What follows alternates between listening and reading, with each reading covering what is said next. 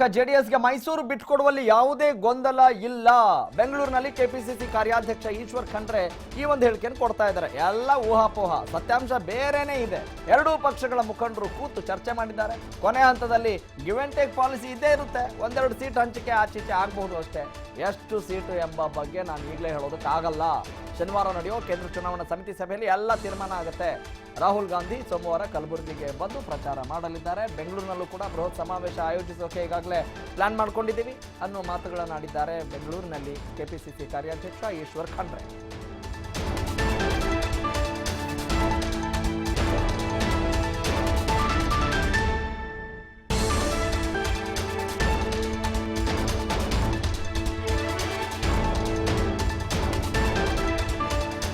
ಯಾವುದು ಗೊಂದಲ ಆಗಲಿ, ಯಾವುದು ಬಿಕ್ಕಟ್ಟಾಗಲಿ ಇಲ್ಲ. ಯಾವುದೇ ಇದ್ರ ಬಗ್ಗೆ ಯಾವುದೇ ರೀತಿಯ ಭಿನ್ನಾಭಿಪ್ರಾಯಗಳು ಇಲ್ಲ. ಮೈಸೂರು ಭಾಗದ ನಾಯಕರುಗಳು, ನಮ್ಮ ಸಮನ್ವಯ ಸಮಿತಿ ಅಧ್ಯಕ್ಷರು ಎಲ್ಲರೂ ಕೂಡಿಕೊಂಡೇ ಇವತ್ತು ಒಂದು ತೀರ್ಮಾನವನ್ನು ಮಾಡಿ ಎಲ್ಲರೂ ಒಮ್ಮತದಿಂದ ಮೈಸೂರು ಕ್ಷೇತ್ರದ ಅಭ್ಯರ್ಥಿಯನ್ನು ಆಯ್ಕೆ ಮಾಡಲಾಗುವುದು. ನೋಡಿ, ಇಲ್ಲಿವರೆಗೆ ಇವೆಲ್ಲ ಊಹಾಪೋಹಗಳಿದ್ದಾವೆ. ಇವೆಲ್ಲ ಊಹಾತ್ಮಕ ವಿಚಾರಗಳು. ಕೆಲವರು ತಮ್ಮದೇ ಆದಂಥ ಒಂದು ಧಾಟಿಯಲ್ಲಿ ಇಲ್ಲಿ ಹಿಂಗಾಗಿರ್ಬೋದು, ಅಲ್ಲ ಹಂಗೆ ಆಗಿರ್ಬೋದು ಅಂತ ಹೇಳಿ ಅವರು ಒಂದು ಕಲ್ಪನೆ ಮಾಡ್ತಾ ಇದ್ದಾರೆ, ಊಹೆ ಮಾಡ್ತಾ ಇದ್ದಾರೆ. ಸತ್ಯಾಂಶ ಬೇರೆನೇ ಇದೆ. ಯಾವುದು ಗೊಂದಲ ಆಗಲಿ, ಯಾವುದು ಬಿಕ್ಕಟ್ಟಾಗಲಿ ಇಲ್ಲ. ಬನ್ನಿ ಬಗ್ಗೆ ಮತ್ತಷ್ಟು ಮಾಹಿತಿನ ನೀಡ್ತಾರೆ ನಮ್ಮ ಪೊಲಿಟಿಕಲ್ ಕರೆಸ್ಪಾಂಡೆಂಟ್ ಶಿವಕುಮಾರ್ ಜೋಹಳಿ. ಶಿವು, ಏನು ಯಾವುದು ಊಹಾಪೋಹ ಅಂತೆ, ಸತ್ಯಾಂಶ ಏನಂತೆ?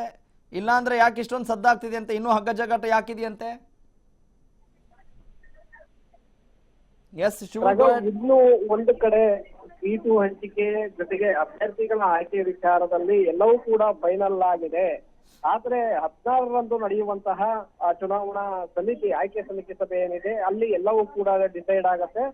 ಜೆಡಿಎಸ್ ಸೀಟು ಹಂಚಿಕೆ ವಿಚಾರ ಕೂಡ ಅವತ್ತು ಅಧಿಕೃತವಾಗುತ್ತೆ. ಯಾವುದೇ ರೀತಿಯಾದಂತಹ ಸಮಸ್ಯೆಗಳಿಲ್ಲ, ಎಲ್ಲವೂ ಕೂಡ ಬಗೆಹರಿದಿದೆ ಅನ್ನುವಂತಹ ಒಂದು ಹೇಳಿಕೆಯನ್ನ ಕೆಪಿಸಿಸಿ ಕಾರ್ಯಾಧ್ಯಕ್ಷ ಈಶ್ವರ್ ಖಂಡ್ರೆ ಅವರು ಕೂಡ ಹೇಳಿದ್ದಾರೆ. ಜೊತೆಗೆ ದಿನೇಶ್ ಗುಂಡೂರಾವ್ ಅವರು ಕೂಡ ಅದೇ ಮಾತನ್ನ ಹೇಳಿದ್ದಾರೆ. ಕೂಡ ಇನ್ನೂ ಒಂದು ಕಡೆ ಜೆಡಿಎಸ್ ಜೊತೆಗಿನ ಸೀಟು ಹಂಚಿಕೆ ವಿಚಾರಕ್ಕೆ ಸಂಬಂಧಪಟ್ಟಂತೆ ಇನ್ನೂ ಗೊಂದಲ ಮುಂದುವರೆದಿರುವಂತದ್ದು ಸ್ಪಷ್ಟವಾಗಿ ಗೊತ್ತಾಗ್ತಾ ಇದೆ. ಯಾಕೆಂದ್ರೆ ಜೆಡಿಎಸ್ 8 ಸೀಟ್ಗಳಿಗೆ ಬೇಡಿಕೆಯನ್ನ ಇಟ್ಟಿರುವಂತದ್ದು, ಜೊತೆಗೆ ಕಾಂಗ್ರೆಸ್ನ 2 ಹಾಲಿ ಕ್ಷೇತ್ರಗಳ ಬಗ್ಗೆ ಕೂಡ ಜೆಡಿಎಸ್ ನಾಯಕರು ಒಂದು ಒತ್ತಡವನ್ನ ಹಾಕ್ತಾ ಇರುವಂತದ್ದು. ಇನ್ನೂ ಕೂಡ ಖಂಡ್ರೆ ಅವರ ಮಾತಿನಲ್ಲೇ, ಅಂದ್ರೆ ಅವರೇ ಒಂದು ಸುಳ್ಳನ್ನು ಕೂಡ ಕೊಡ್ತಾ ಇದ್ದಾರೆ. 16ರಂದು ಇದೆಲ್ಲದಕ್ಕೂ ಕೂಡ ಬ್ರೇಕ್ ಬೀಳುತ್ತೆ ಅನ್ನುವಂತ ಒಂದು ಹೇಳಿಕೆಯನ್ನು ಕೂಡ ಕೊಟ್ಟಿದ್ದಾರೆ ರಾಘವ್.